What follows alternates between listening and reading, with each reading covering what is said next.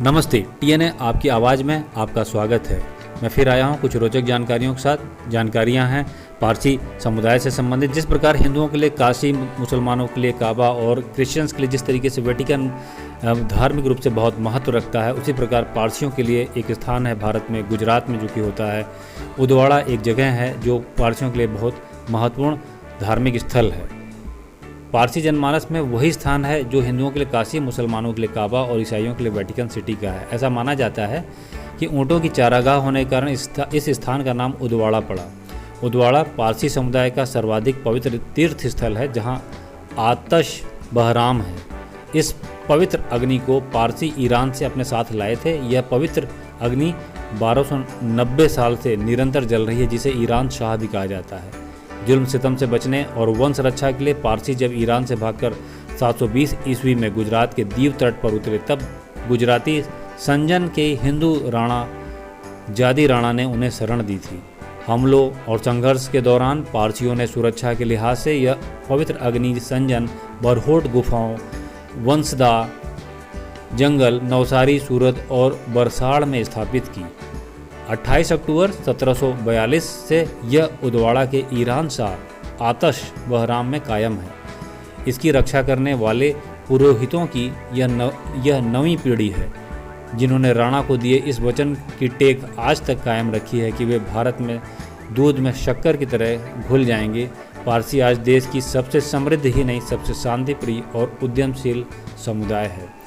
25 दिसंबर से 27 दिसंबर 2015 के बीच पहली बार पारसियों के लिए ईरान शाह उदवाड़ा फेस्टिवल का आयोजन किया गया था। इसमें केंद्रीय वित्त मंत्री अरुण जेटली के अलावा मशहूर उद्यमी रतन टाटा और डॉक्टर साइरस पूनावाला भी विशेष रूप से मौजूद थे। मुंबई से उदवाड़ा गए सैकड़ों पारसियों के लिए ये दिन महज आनंदोत्सव का दिन नहीं है। इसका उद्देश्य था वंश बेल बढ़ाने के लिए उन्हें अब उनकी सामूहिक जिम्मेदारी का एहसास कराना, जो आने वाली पीढ़ियां होती हैं उन्हें इस बात का आभास कराना। इस उत्सव ने पारसियों को अपने पवित्रतम तीर्थ स्थल के प्रति कर्तव्य की भी याद दिलाई। यह इस तरीके से जो उदवाड़ा है यह इनके लिए बहुत महत्वपूर्ण है।